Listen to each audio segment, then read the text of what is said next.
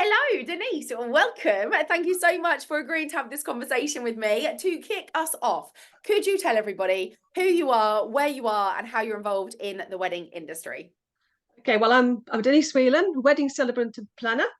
Um, I'm trying to get based in Spain, but protocol is doing everything it possibly can to keep me away. But I will get there once I get my passport back. And I'm also based in the UK in the West Midlands. I've been doing my celebrant work for 3 years. My first year, I was dead chuffed that I got an award for being wedding celebrant of the year, and that was a great marketing tool for me because it just helped me to sort of get at the ideal customers that I particularly wanted to get to. And And Denise, I have just you always been in the wedding industry? Has this always been no, your life and your dream and your, since five no, years no, old, you say I want to be a wedding celebrant. Can you tell me how you got into definitely not. the industry? I've got a 40-year career in the health and fitness industry, and it's an industry I'm very passionate about. And for the last sort of 20 odd years, my area for specialist has been exercise and aging. So I've spent a lot of time teaching older adults, and they're very, very forgiving group of people. And I learned a lot about life really from them, um, and and how to communicate because you communicate differently and motivate that group of people very differently. So that's been a great benefit to me with what I'm doing now. But of I had a particular period of my life where life wasn't good. I was, I suppose, a victim of domestic abuse is the best phrase to use without offending anybody. For many, many years, that led to quite a tragedy. And I'd already trained as a celebrant during lockdown from a heated debate with my late partner, um, and qualified quite well, much to my surprise because I only did it. It's like, well, I might as well have a go. Didn't particularly want to do it because that was not where I saw my career going. But And now you're in I the qualified. industry. What's something about weddings or dealing with Oh, couples that you love? What's something that lights you up that you hadn't realized was going to be a thing? it's all positive. Even when they have problems, it's positive, and I like helping them to overcome problems. And it's the wedding day itself can be quite glamorous. The run up to it, when you turn up in your wellies because you've got a wedding in a field and you've got a nice pretty frock on and you don't get mud on it because it's cost you a fortune, and you're looking for an umbrella and a plug and there isn't one.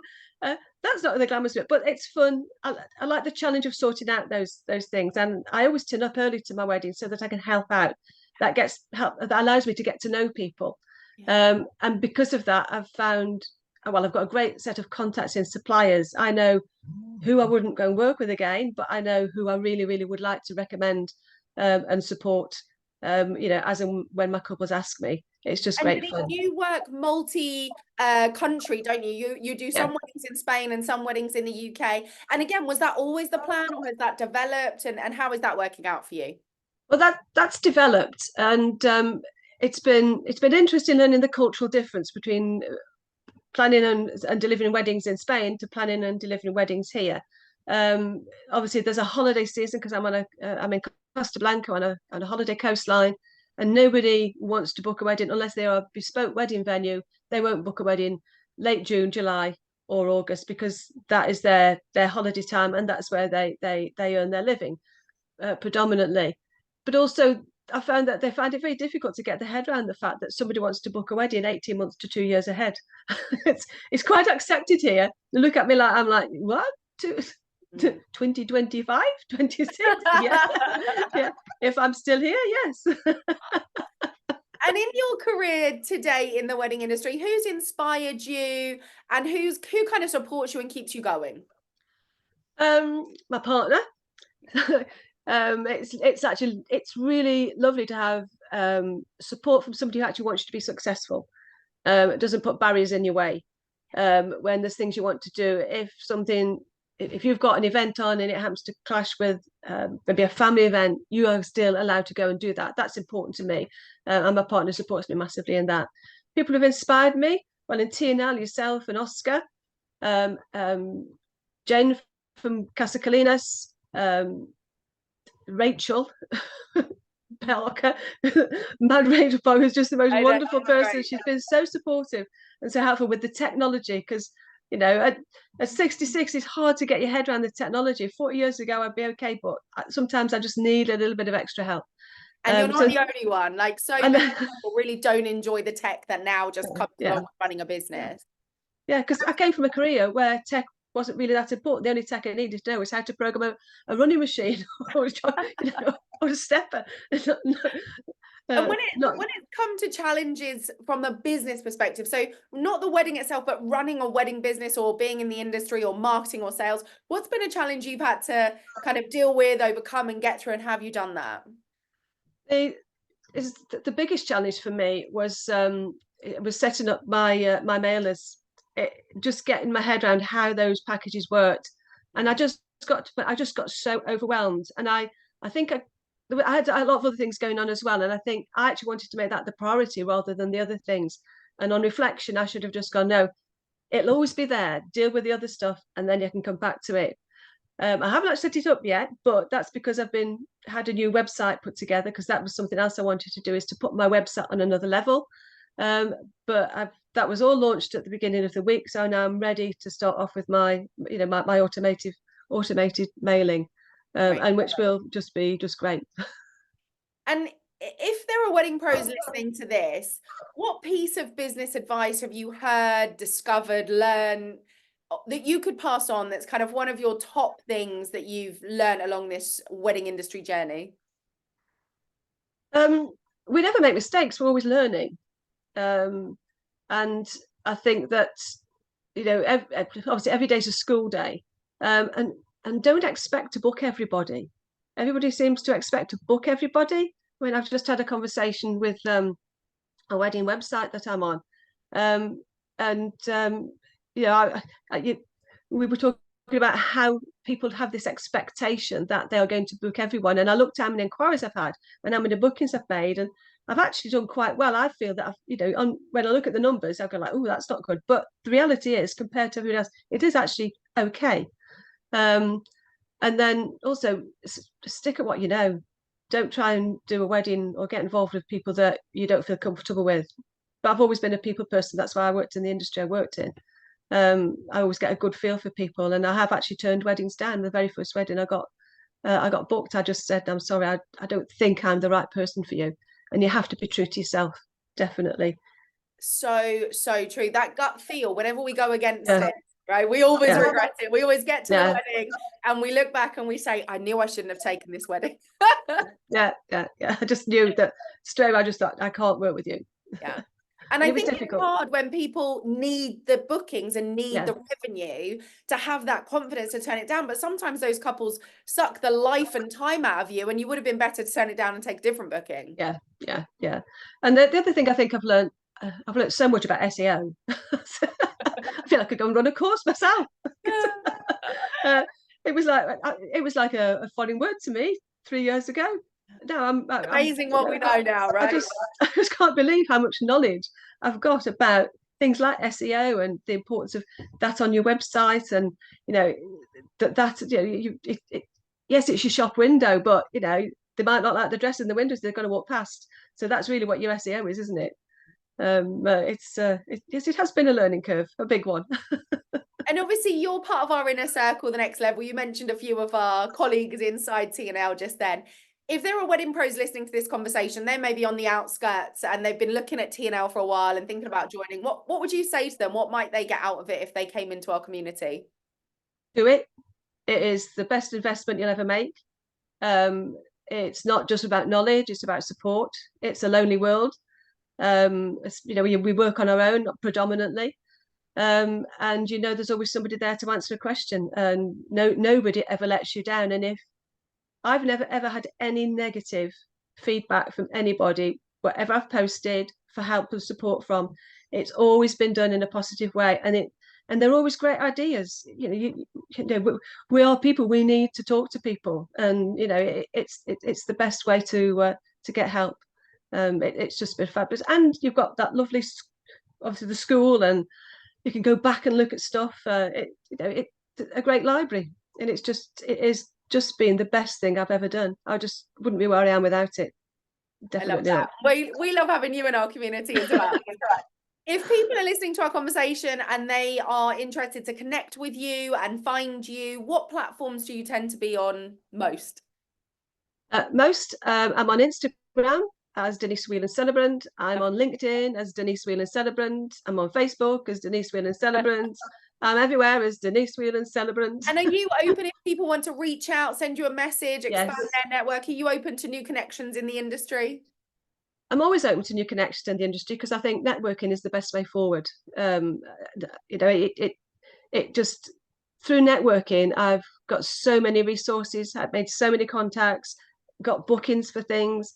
I just don't understand why people don't want to do it. And yes, the best networking is in person, but sometimes we can't because of distance. But we have this amazing technology today, and we can talk on a TV screen. What more could you want? Especially when it's chugging it down with rain, you don't want to go outside and get in your car. You just sit at your desk and do it Because now. I know you are great at going to these events, networking both online and in person. If there was a tip you could share with wedding pros who maybe feel a bit awkward, I mean, even the word networking, maybe we should just switch it up. I prefer just making friends, right? If you could give a tip to wedding pros who feel a bit awkward about networking, what would that be? How would you help them to kind of take that step? um, have a practice and practice and practice a 1 minute comment about who you are, what you do, what you offer, and why people should book you, or why are you different, and practice it with friends and family to get some confidence that you can talk about you. And maybe if you don't particularly want to go out to do it, try online networking groups too. And there's a lot of really useful female entrepreneur groups too. And for some women, that's the way forward. And I feel awful that I've only ever found the women ones. I've never seen a male one, but I'm sure they're out there. And they don't have to cost. Some are free. Or maybe go with a friend. I mean, the first one I ever went to, I went with a friend because I wasn't comfortable going on my own. Now I'll go anywhere. And I think some people turn up to networking thinking, oh, I'm supposed to go and sell my product or my service. But that actually tends to put people off connecting with you, doesn't it? Yeah, it does. It's about they want to know who you are, definitely. But at the same token, it then becomes a conversation. You can tell them about you, and then literally just turn it around and you do. What is your field?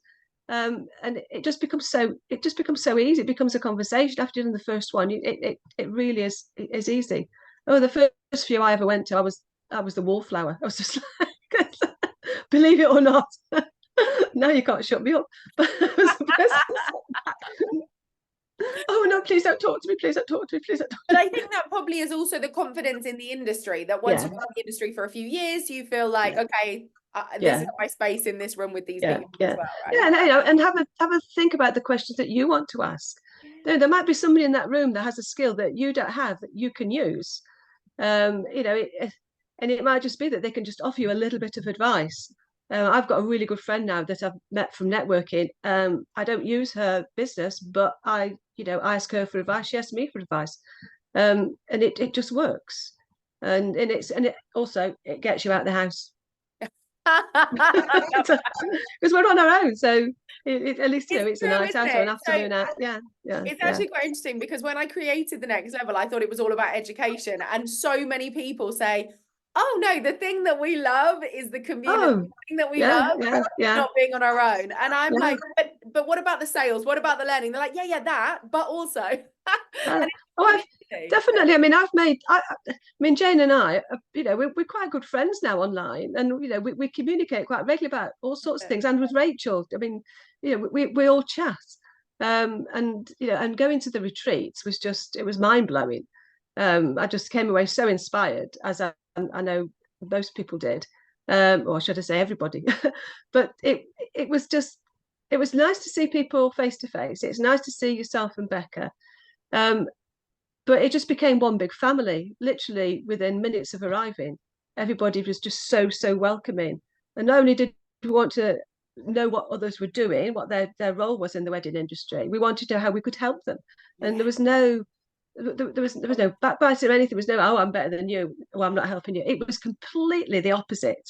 And having organised events myself, I know that as an organizer, that's the one thing you really don't want to happen. But that's down to you and Becca, because between you knew exactly what sort of things to put in, to throw into the pot to make everybody blend, which was just great. Absolutely great. Amazing. So to wrap up our conversation, is there any other top tip you would give any wedding pro listening to this right now? Join TNL. So, what are you thinking about? I didn't ask her to say just do that. it. Just, I mean, I think one of the things I've always believed in is that you have to invest to move forward. And I got this from selling memberships. You know, there's people want to do it and do, but they need to do it actually. I really need to. You know, they need to do this. And there's ways of paying for it without making a one-off payment. And there's something out there that suits everybody, so it is affordable. For everybody, because that's the one thing people do think about: can I afford it? Yeah. And I spoke to there's a few people who've joined who I know have joined because I've spoke to them. Yeah. And I've said, look, you can do it. There is a way of affording it, because the first thing they came up was, isn't it expensive? You get value for money and plus some all the time. I love that. Denise, I've just noticed we've got matching nails as well as you were talking there. So we coordinated well today. Thank you so much for your time, guys. Go and connect with Denise Thank you. on Instagram, Facebook, and